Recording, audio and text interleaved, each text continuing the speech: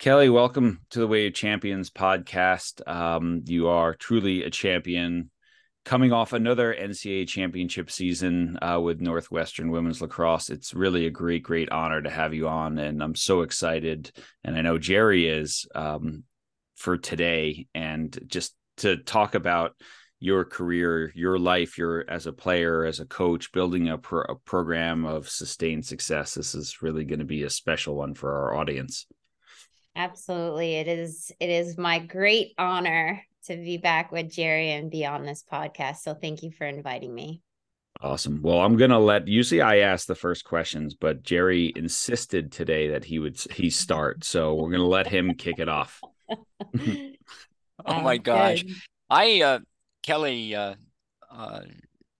it's my honor to be able to have you there listening to what I have to teach and learn from each other. Uh, I have so many stories from the past, and the one that strikes me most, I don't know if you're going to remember this, but this happened to be my very first women's lacrosse game ever. First one I've ever seen. Cindy invites me to Maryland. Would you mind coming to work with my team? And I said, I'll give it a shot. And it was at Ludwig Field. And you guys were playing UVA, University of Virginia, at the campus of Maryland. And Cindy says, we're about to do the draw. And Cindy pulls me over, typical Cindy-ish. She didn't even know me. Jerry, come here. Come here. She says, Jerry, watch this. You don't want to miss it. I said, okay, I'm watching. That's why I'm here. And one of Maryland's players possessed the draw, ran to the cage, and scored the first goal within the first 7 seconds of the game. Her name happened to be Kelly Amonte. And from that moment on, I have to be honest with you, I knew all sports and I love sports. I've never fell in love with a sport as deeply as I have with lacrosse. And it was all because of you. And that's why I call you Special K. And it was like you set the fire. I had a pilot light inside and you just set it ablaze. And do you remember any of that at all? It's a long time ago.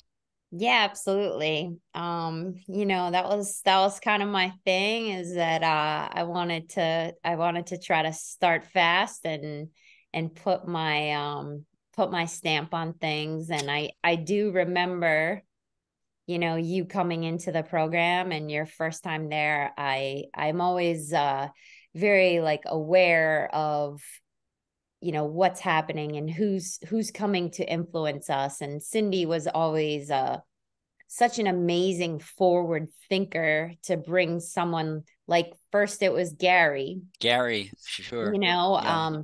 I can remember, like, when he came on his interview, I was so curious, like, why do you want to work with girls? Like, why are you here? Like, this is crazy. And just had a lot of questions. And then obviously Gary was such an amazing influencer on me, the women's game. And then Cindy brought in you.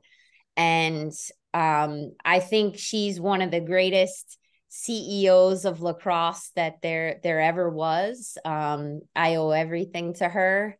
And I just was so excited to hear about all the things that you could teach us. And that's something that you really lit a fire, a passion inside of me for a different side of the game, beyond the tactical piece. Mm. Obviously, you've taken that to several levels higher than we started, and you continue to influence people in this way.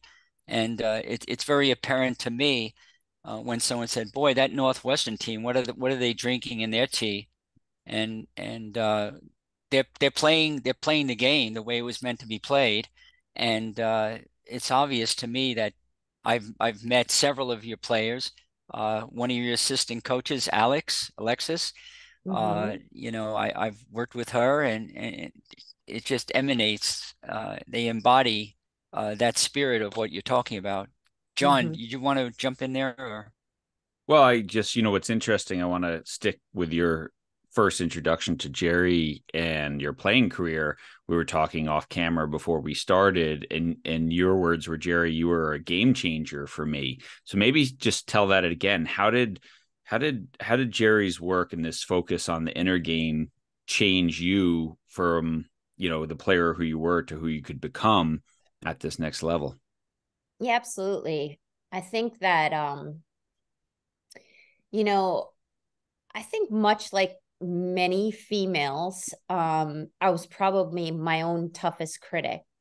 But my work ethic was my absolute X factor. I just felt like that's where my confidence came from, that I would outwork anyone and everyone. And when I got to Maryland, I think Cindy's leadership style was really, really great for me, because, she had a sense of humor about her and just always like kept things so that it was really fun for us. But I still was struggling with, just my inner voice and how hard I was on myself. And I think that when Jerry came into the program, Jerry really taught us a different way to look at things. I remember the first time you came in and, we started laying on the ground and doing, meditation and visualization. And I was so intrigued by it. And, I was so driven as an athlete that any edge that I could get, I wanted. And this was just like a whole new world that I had never thought of or been exposed to. And I was just so excited about it. And literally everything you said, Jerry, I did. So, he said, get 5 index cards and write affirmations for yourself and keep them on your mirror and say them every day 5 times. Well, I did that. Wow. And, I just really, I drank the Kool-Aid and, I started reading, and learning and it just, I saw the impact that it started to have on me and how I became, more positive with myself. And when I hit tough moments, I was able to bend and be flexible like water and, really connect with my teammates better. I think one of the parts that Jerry really gave to us too is a way to connect in a different way around what we were doing, beyond our social off the field stuff. So I think that there was so many components to it, and I was just so excited about it that I just really bought in right from minute one.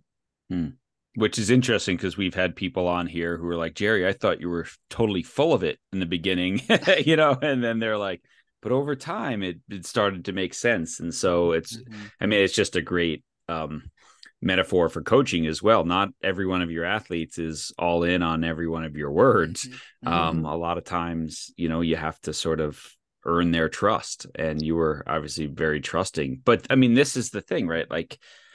Performance in a game. We had Dr. Alan Goldberg on a few weeks ago, and he said something that's always sort of stuck with me. He said, once the game starts, it's 100% mental, right? Yes. That's it. All the other stuff is done. It's 100% mental, and working and developing those skills to cope in a game is something that's often overlooked. Yet come game time, it might be the most important thing we can teach and develop, isn't it? Absolutely. I think, my daughter is actually in an individual sport. She does judo and wrestling. Wow. And so I feel like I've learned a lot from her experiences, because I think that in an individual sport, it's really truly all on you. And I think that the pressure and the fear and the anxiety is increased. And it's pretty consistent, her pattern. I feel like it's those athletes right before the matches, it's all the things that are underlying in their brain come to the surface right before. And it's like if you're not equipped to handle that flurry of negativity that comes to the surface, it's just natural, you know? And if you're not really equipped to handle it, you're gonna go out there and it's gonna be hard for you. So I think that putting the time into that mental side so that when you hit that moment that you need it, because on the day-to-day basis, you might not rely on it as much as you think, but it's that moment when you step out on the mat for, you know, and the bright lights are shining and the, you know, the sparklers are going. You need that. You need that already practiced so that you can talk back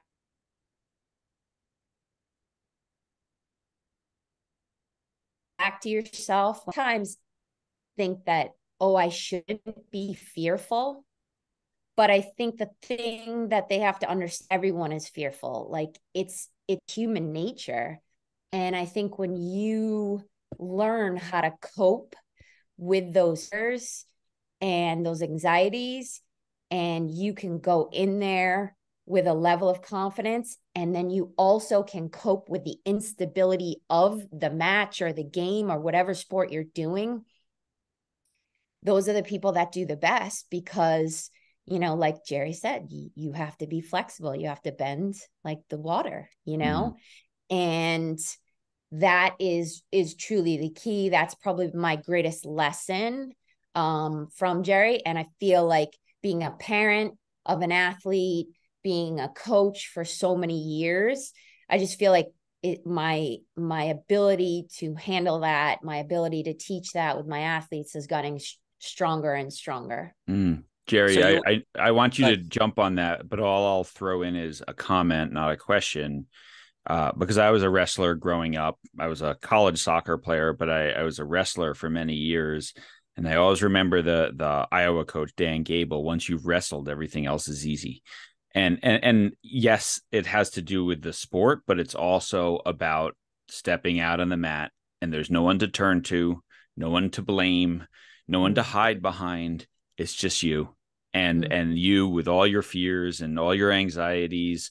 And the only thing that can carry you through is you. And I think about those years as being so formative to me, that, you know, I always think sports like a martial art or wrestling or things like that are just a wonderful way, even gymnastics, right? Just something that you Tennis, have that. all those individuals. Anything. Yeah. Sorry, Jerry. I just no, wanted to. no. It's a great compliment to what Kelly's saying. And, you know, I'm just getting all this food for thought and writing tons of notes, learning from Kelly what I need to know to write my next book, right? This idea of fear that you bring up, I'm always intrigued by that. And there's a lot to fear. You know, you're working with young people. I mean, to me, they're young, you know, 18 to 22. And they might be young to you right now, right? It's been a Yes, while. they are. Yeah, and this fear is prevalent among the best of the best. I mean, we had it at Maryland, and I'm sure you've seen it at Northwestern.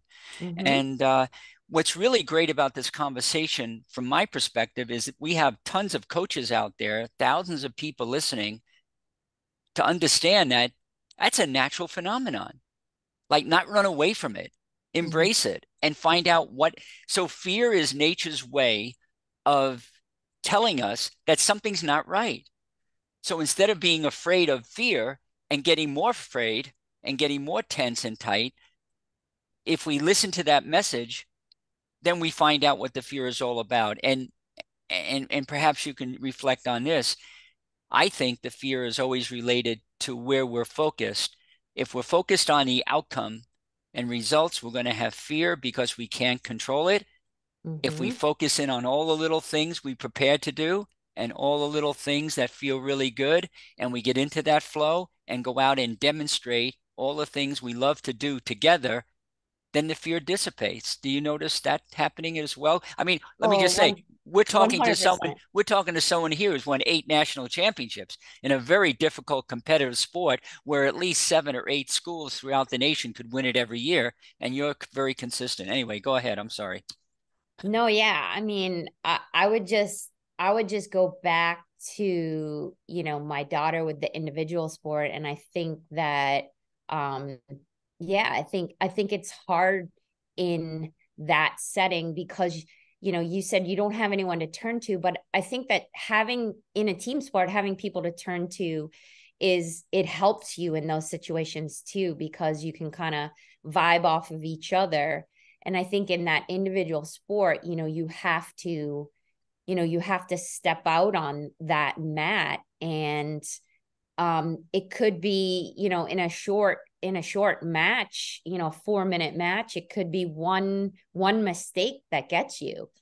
And I think that in that type of an environment, it's very hard not to be result driven or mistake driven and really get yourself to those controllables, you know, your effort, your attitude, you know, what your tactics are that you need to be successful. But I think if the best people are able to do that, they're able to go beyond, you know, what that scoreboard is, and just really feel that if they put their best effort out there, you know, hopefully that will take care of itself.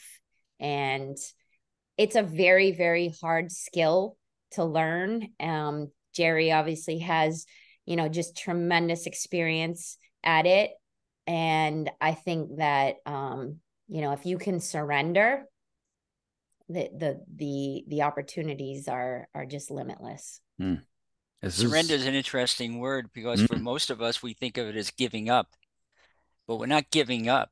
We're actually gaining, and let go of what you cannot control, because when you do, then you don't feel that tension and anxiety. You know, you feel confident. If you're not feeling confident, you're probably looking at things you cannot control. Things I can't control, I'm not confident. But all of a sudden you tell me, Jerry, do this, do that. I'm confident doing that. I'm not going to be fearful, and I'm going to bring out the best of myself and impact others in the same way. Absolutely. Yeah. I mean, and this idea of surrender too, like, you know, you're anxious, you're stressed, you're scared, you're playing for a national championship. I mean, congratulations. Isn't that what you signed up for? Right? Like this is why you played. This is why you came to this program. This is why you grabbed a lacrosse stick. Like these are the terms and conditions that you signed up for. And so like, that's just the human condition. And I think a lot of times we tell athletes when they feel those things, there's something wrong with them instead of there's something right with them. Because if you didn't feel it, it would mean that either you're mentally ill or you don't care. But the more you care, the more you'll feel that. And then it's just dancing with it, you know, just being like, yeah, okay. Yeah. What made you, when did you know you wanted to be a coach? Well, I have a brother that's a professional athlete, and probably if I had my choice, I would have been a professional athlete for as long as I could have. But I just don't think the opportunities were there for me. I played on the US for a long time, the US team. And I think that the coaching piece was the best way that I could get into the sport and stay in the sport. And I wanted to give back to the sport that pretty much gave me everything. I just felt like that passion. And then when I started really coaching, I just realized how amazing it was for me to be able to give the gift that was given to me and to a whole nother generation of people. And I would say I'm a pretty creative person. I'm a learner. So I'm always kind of trying to seek that knowledge out and trying to learn from different people and new things. And so I feel like it's helped me grow as a person as well. So that there's a lot of satisfaction in that. And, you know, I know that you've said like we've had a lot of success, you know, but there's also been a lot of failure too. And I think that all of the moments are great learning moments and moments that I cherish. And so I feel like they've all helped me become who I am today. Mm. I love that line. I wanted to give back to a sport that gave me everything. It's interesting. I've heard a few other coaches say that in different ways. I've also heard them say, you know, I was talking to a swimming coach once about cheating and doping and all that, and he said, how could I be disloyal to a sport that gave me a life, and everything. So you get into coaching and you go from basically restarting a program at Northwestern, and a couple years later you're the national champion. How'd you go about finding players? Well, it's kind of funny. I at the time, you know, Cindy was, you know, just at the top of the sport, and Maryland was at the top of the sport. And when Maryland had their run of success, they had a lot of student athletes that were just extremely athletic, very tall. Like that was like the new phase. It was like, you got to have tall players. And so when I got the job, I was very young. I was only, you know, 24, 25 years old. And I really didn't know what I was doing. I kind of was self-assured with my ability as a player, and my ability with the mindset stuff and what I had learned. But I really had never run a program. And there's obviously so much that goes into that. But when I got the job, I had to recruit in August, and all of the tall, fast players were taken. They had all already committed to their official visits, and basically they had no idea where Northwestern was. They asked me if it was in Boston, and I said, no, that's Northeastern. That's Northeastern. So I just decided, okay, what am I going to do? Am I going to take the rest of the tall players that are slow, or I'm going to go short fast? And I chose to go short fast. So my first team, I don't think we had a player above 5'4", including our goalie. She was pretty small. But you know, we had players that you know, had a fire inside, and they believed in me and what I was doing. And then when they came out to Northwestern, they saw how special a place it is. So I can remember they tell me this story now, but I can remember in our first meeting as a team, I said to them, you know, we only had 16 players on the team. I said, we're going to win a national championship. And, you know, they thought I was a little crazy, but I believed in it. As you can see, I'm a believer that by nature. You know, I love the holiday season. I'm a believer.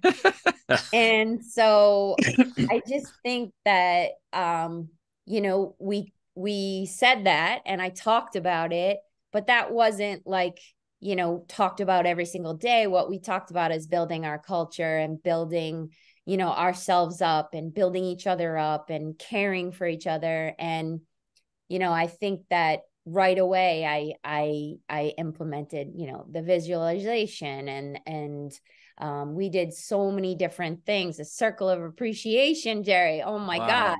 Wow. And you know, we did so many things to get them to love each other, to get them to build up their confidence. And, you know, little by little, without focusing in on scoreboard, we were able to get better. That first year we went 5-10. You know, second year, I think we were 8-8.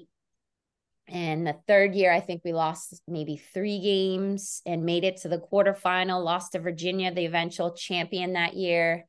And then in the fourth year, which was the group that I started with, we were able to run the table and win the championship. And it was just so cool to see, you know, it all come to fruition. They drink the Kool-Aid just like I did. And you know, we just all like really believed in each other, and it didn't matter what the other team was doing or who they were or, you know, what great player. It was just about, you know, the great time we were having together and putting our best effort forth. And luckily our best effort was good enough on that day. One of the things I said to you guys, I remember this clearly because I didn't have a lot of these kind of statements back then. And I want to coattail on what you just said, Kelly, is your opponent's greatest advantage is your lack of belief in yourself. I said that to Marilyn. And we came up with all the top reasons why we believe in ourselves. It sounds to me like you did the same thing there. And it's the whole idea of believing in themselves and not give the advantage to the opponent where the lack of belief, and a lack of belief is a lack of confidence, isn't it? Yes, absolutely. Yeah. Sean, I'd like to sort of shift gears if we can, if you don't mind. Kelly, you have a very unusual situation with your team, and that is you have an assistant coach. His name is Scott Hiller, and it's no accident that his last name is the same as yours. He's your husband, and he's quite an athlete in his own right. I mean, he played pro lacrosse. He coached very successfully as well. And he was at the top of his game. And then he comes and he works with Northwestern, and you're the head coach, and he's got to take orders from you. What is that like? How do you navigate that one? You know, this is like the most popular question people ask me, to be honest. I think that, you know, at times it's tough, just because like we have to create boundaries in terms of like home and work.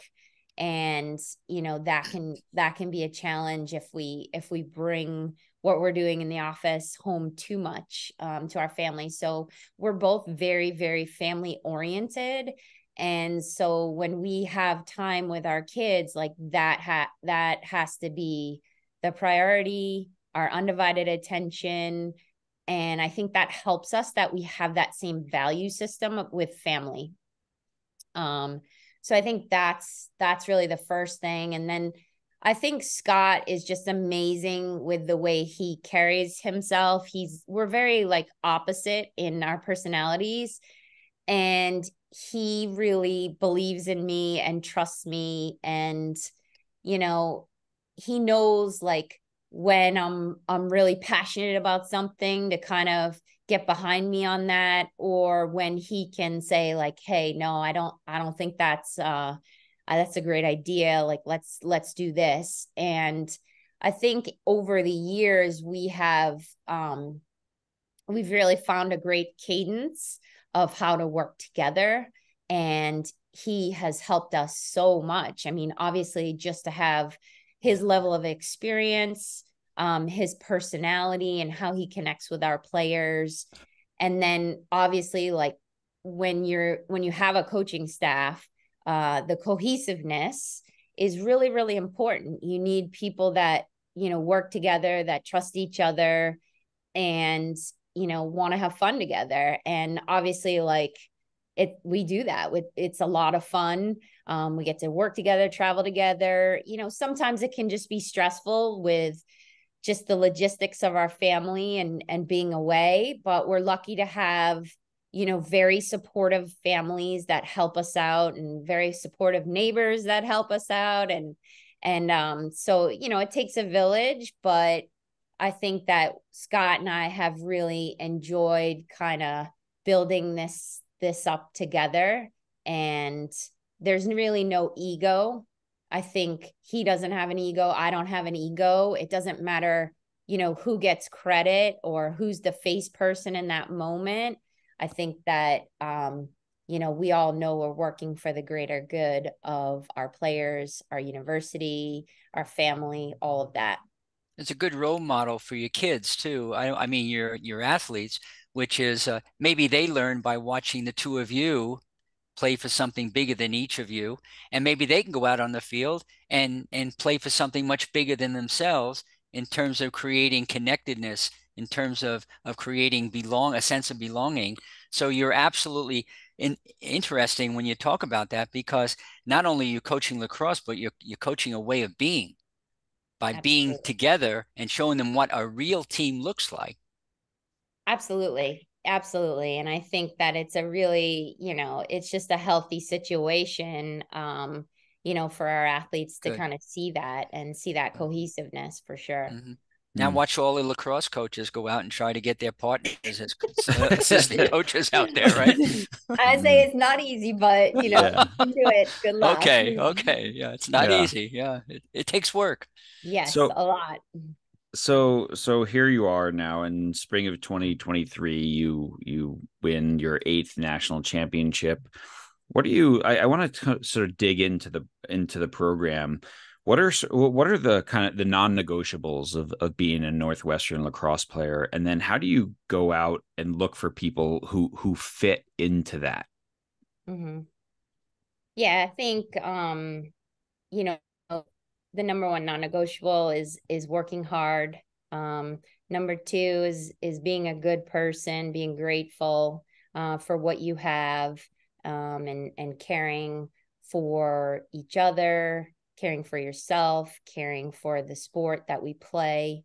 Um, I would say those are just the basic principles that we work with. And we feel like if we get people that have those values, we're good enough teachers with the tactical piece that we can help them develop.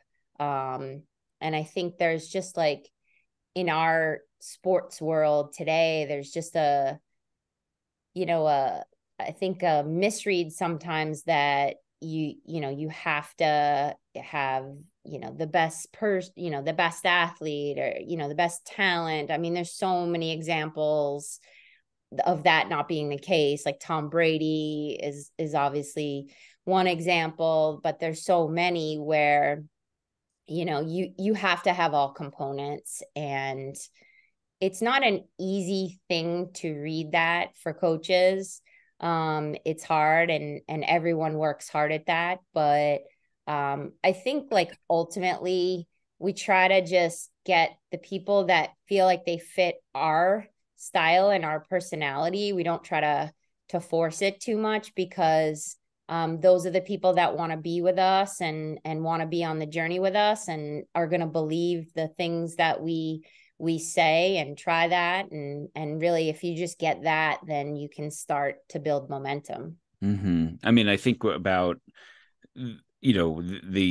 finding people who are a good fit, right? And that they're, like you said, not trying to convince them to it. And every once in a while, I think as a coach, you might take a flyer on someone who is so elite talent or elite ability that, hey, maybe we can absorb them into our culture, right? And I'm talking about a Phil Jackson saying, let's take a flyer on Dennis Rodman, right, for a Chicago reference, right? I think we can do that, but I also think like one of the most important things is that as we're bringing these players in, and like how do you go about teaching them about your culture, and also teaching them like your call, we're doing this call and you're on the road recruiting, and your relationship with an athlete as a recruit is different with someone than you're then coaching.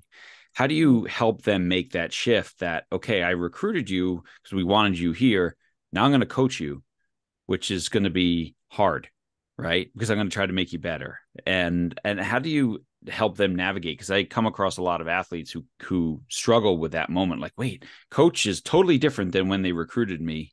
It's like, no, they're actually just coaching you now as opposed to recruiting you. Yeah, that's the thing, is I don't try to be different when I recruit people and when I coach them. I try to really be who I am. Mm-hmm. So that they get to know me through the recruiting process, and there really is no surprises. And so I really just try to be myself all the time. And I talk in the recruiting process about who I am and what my value system is. And I want people to join that are excited about that. And I think that we know that that's not for every single person, and that's okay. So when they come, it's just a matter of a lot of communication. A lot of communication individually, especially. I think these young student athletes need that communication and that build up and that reinforcement. And so, honestly, like, I spend a lot of my time communicating with our athletes.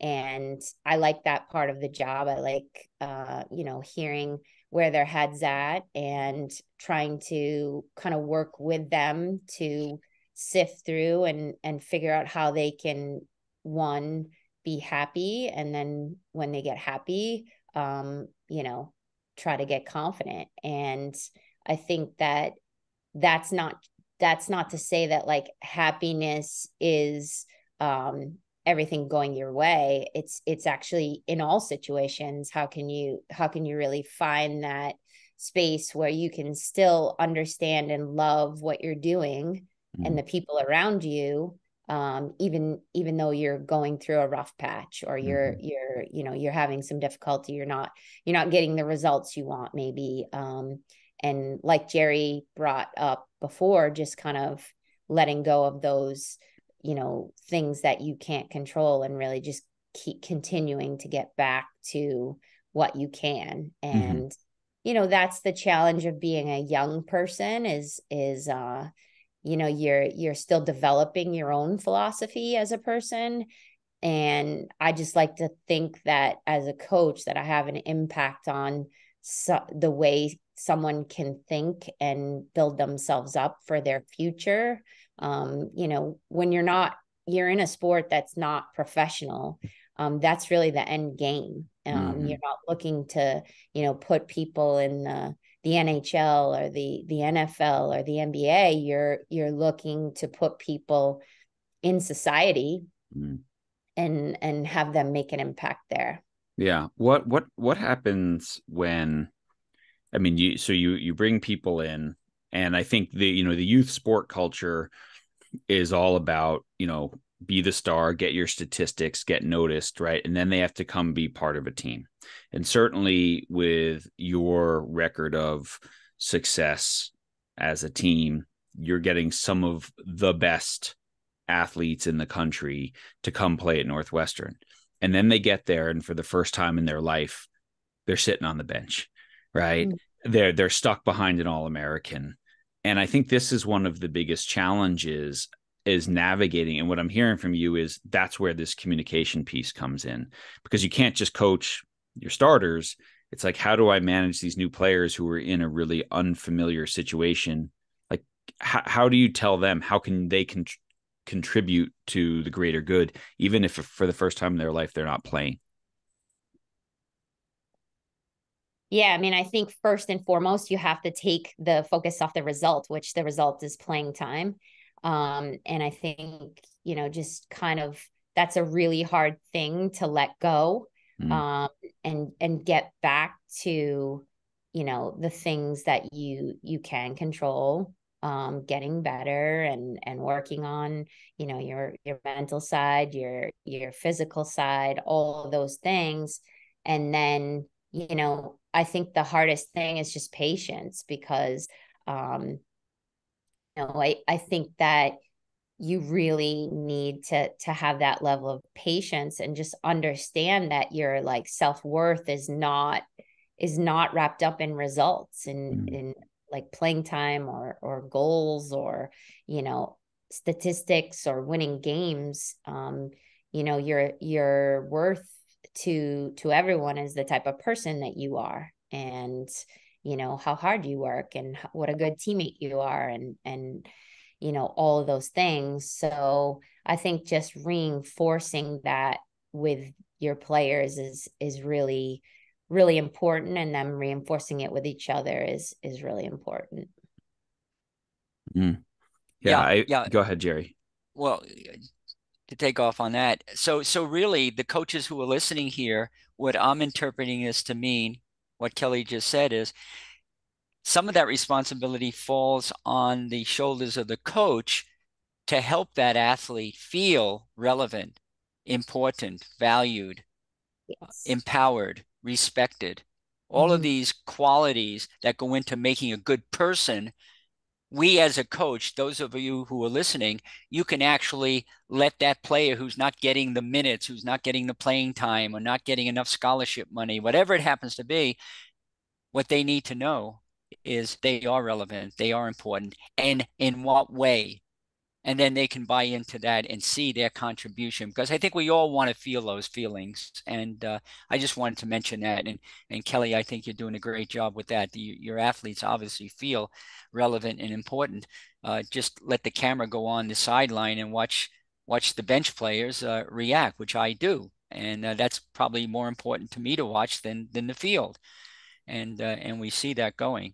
John, I have something I'd like to bring up. Is that okay if we do that now, or did you have something you wanted to add to that? No, go right ahead. Okay, so I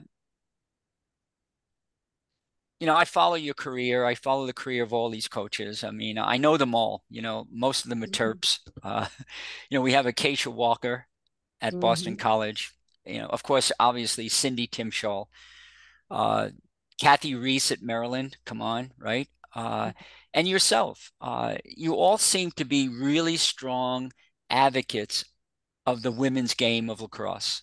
And it goes deeper than that. And part of my intention of having you on here, aside from all the great stuff we're learning, is so that other young women out there who are listening to this can hear from a coach like yourself and get inspired. Is there anything that can be done to advance the cause and break down these barriers that we have and inspire young women to become tomorrow's leaders and coaches? Because really, that's what it's about. Yeah, I mean, I do think just lifting women up. I mean, I think we're starting to see it in some avenues, but I think that just continuing to support women supporting women, males supporting women, I think that these are the keys. And I think that, just top people around the country understanding the opportunity that you have with, great women's sports. I feel like when you invest, we're seeing, the results. I mean, you just saw the Nebraska volleyball game in the football stadium. I mean, Amazing. when you put your resources behind women, people want to watch women, and our game is such a beautiful game. It's been so cool to just see how it's progressed over the last number of years, especially since I played, and just see the power behind it. I feel like there's so much momentum. And, even I'll just go back to my daughter for a second, but, wrestling is a huge, huge sport that has a tremendous following. And, just recently, really women have started to just be on the forefront. And, last year in high school, they had a 55% growth in women's wrestling participation. Like, that is just insane. And I think that, it just speaks to the momentum of young girls wanting to play and wanting to, do this and be engaged and be at the highest level. And so I don't think that the women's sports movement is going away. I think we're in a great spot. And now, it's really up to, the people at the top to make those decisions to, think outside the box and get behind programs that are maybe not typically known as top programs, and just go for it, because I think the potential is extremely there. And and it's exciting.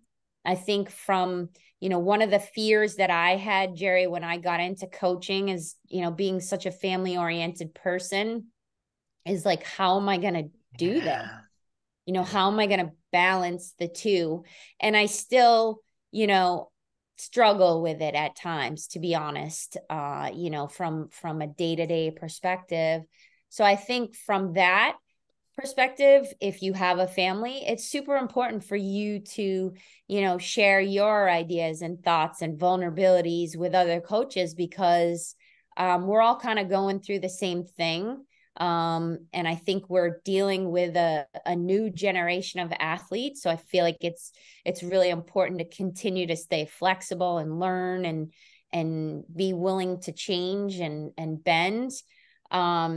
And I think that learning from each other is huge. So I would just say that's the biggest thing that I try to do for my people that are, you know, kind of in my inner circle. I try to, you know, be a resource for them and them be a resource for me. Sometimes you just need that someone to talk to kind of get you through the adversity that you're going through, or the decision that you're trying to make, or, you know, there's so many challenges in whatever people do. But I think especially when you're dealing with, you know, young people, you want to be the best leader you can. And the more advisors you have, the better. Well, let me just add this to that. Just you speaking here, talking about your children, sends a message to a lot of the young women out there listening. Kelly Amonte's doing it. Maybe I can do it. We had Acacia Walker on here talking about her kids. God, if Acacia can do it, and they're playing at the highest level, by the way, they're not just like scruffing it around. And we look at Jenny Levy at Carolina. God, she's got kids. Or Kirsten Kimmel at Duke. She's got kids. But the thing is, it's difficult, yes, but it's not just difficult for women, it's difficult for men too. In other words, people have to know that as a parent, male or female, you know, John has kids, I have kids. Having children is a delicate balance, and you and Scott have done a good job at that. And I think I don't want young women out there to not make a decision. I don't want to get into coaching. It's too hard. I want to have a family. They're not mutually exclusive. And you're demonstrating that, and you're making a huge difference being on this podcast for us.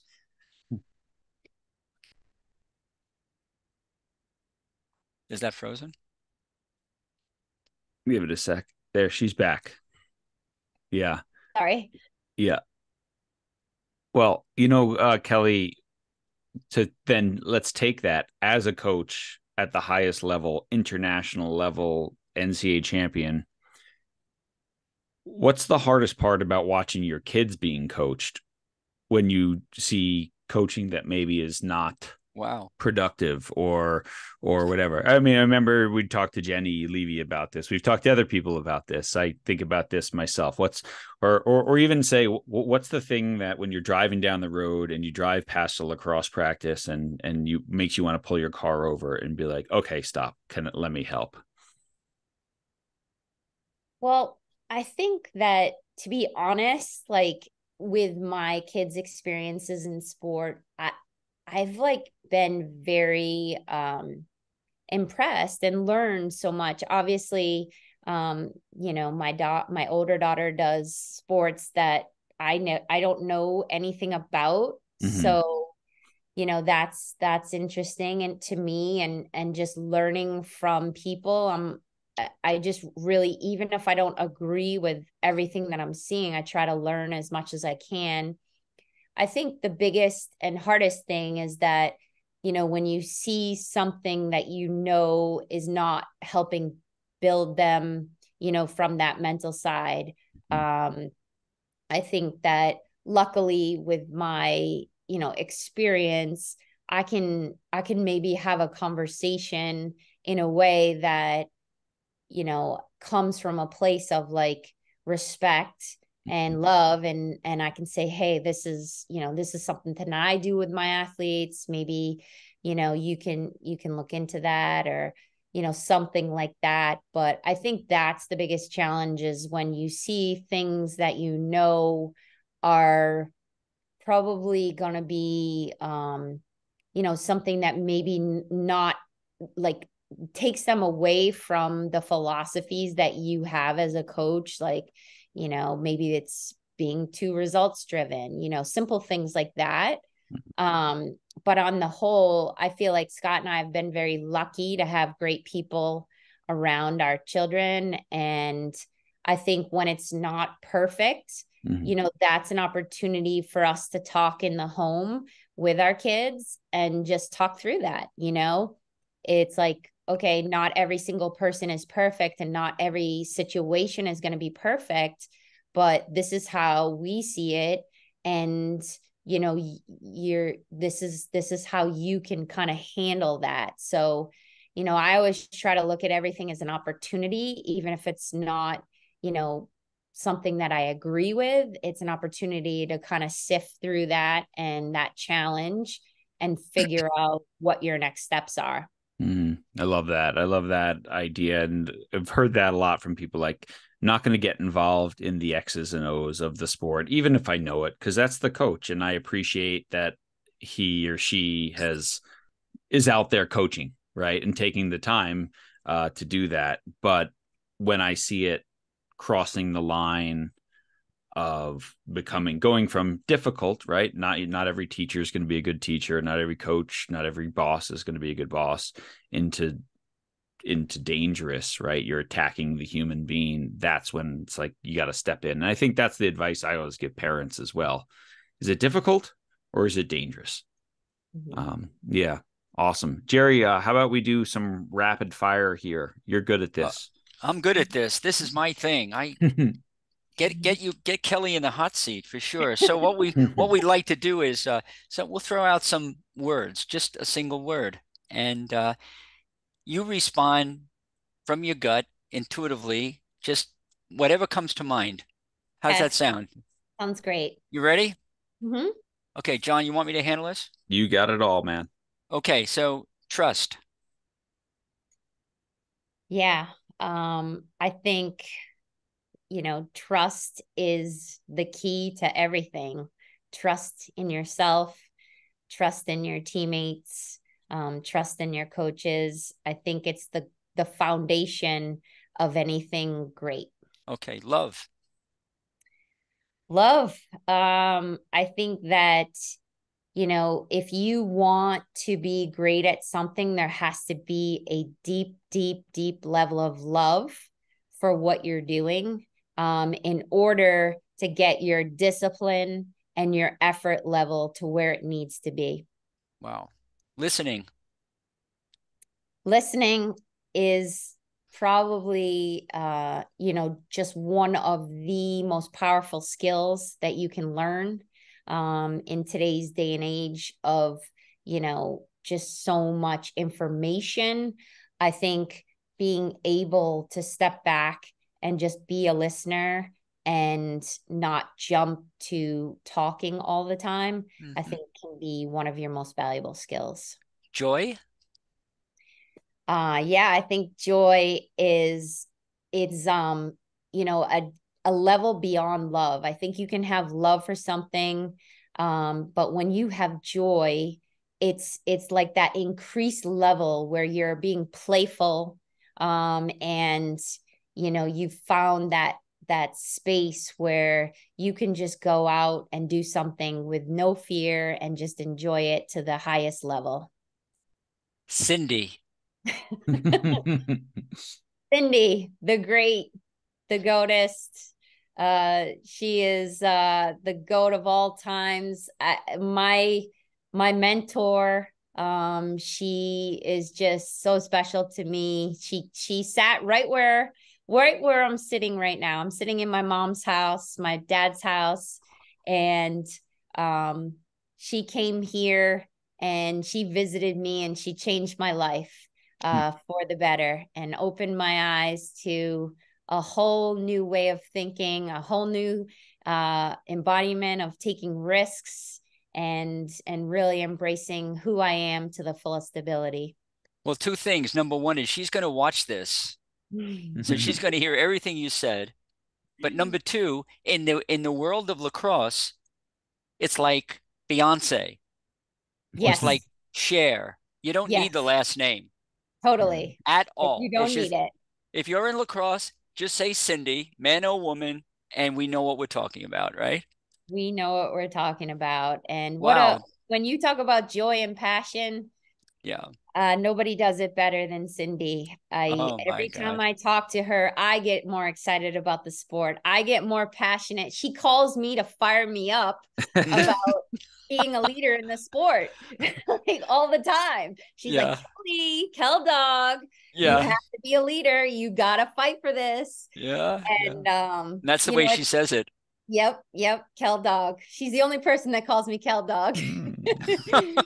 But maybe that nickname will stick now. But she is just she's just such an amazing person and really a gift to our sport.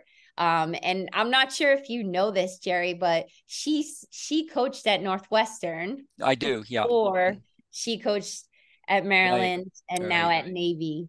And I Right. feel like I'm following her. She's just Hmm. guiding me through life. Hmm. Mm. Maybe she has to come to Northwestern and go full circle. And Yes, I would love that. oh my God, Mm. she'll know this. Okay, it's Mm. good. This is awesome. So much here. I just meant we want to finish with one last question. Because that was great. And I learned the word the goatist, which is cool. I'm gonna add that to my vocabulary as well. Um, The but Otis. so you come in this year, new players, new class, new team. What's the first thing that you say to your team to connect them to, you know, we were the national champions. Everyone's gunning for us. How do we become the best version of what we have in this room? How do we carry on the legacy? But also, how do we not get overwhelmed by what happened last year? Like, how do we take the next step? I mean, I remember Cindy said to us, we were with her this summer, and she said, you know, everyone was trying to catch up to what Maryland did last year, so we had to do something new the next year to, set a new standard. How do you approach that first conversation with your team? I think that the key is that every team has its own DNA, Mm. right? And last year had a specific DNA. This year is going to have a totally different DNA. Even though we're bringing back lots of players, Hmm. it's a different team. And I think that this is about us building this together. Being a champion is not something that just happens and you're stamped a champion. It's not like that. It's a long process. It's a long journey. It's a wonderful journey. And I think that, you know, last year we came off of, a result, right? We ended with a result. But that was a different team. That's a completely different team with a different DNA. And now it's about us learning who we are and becoming who we are. And that's exciting. And we want to be creative and passionate and loving and all of the things that we hold dear in our program. But this is a new journey. And with new journeys, anytime you go on a vacation or a new journey, there's a lot of excitement. You get to see new things, you get to do new things. So it's time to start exploring that and seeing who we are. So I have a question for you. John said this is the last question. I have a question.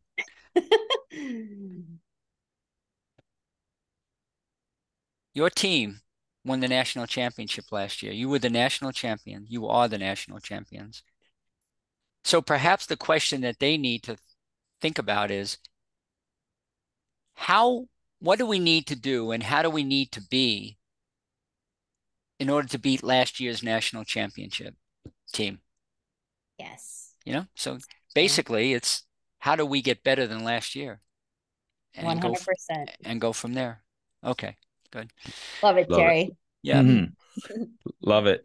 Kelly, this was an incredible conversation. I think, like Jerry, I've got notes everywhere and so many great thoughts. And thank you for sharing your story, your family story, your team story. Just this was a really, really amazing conversation. And so we're all huge fans of Northwestern lacrosse here, and we wish you only the best of luck in this upcoming season.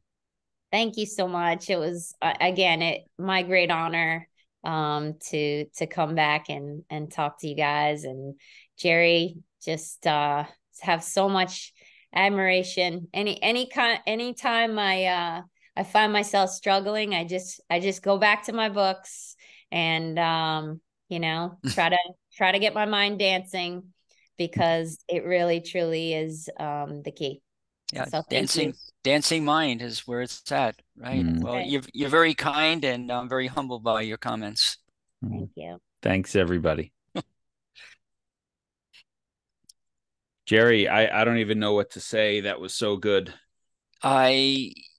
She demonstrates all the qualities that we teach, John. She is the champion level coach, not because she has championships, but because she's so freaking humble, giving everyone credit. She went way over the top with me. I don't think I came nearly close to the way she was talking about me like that.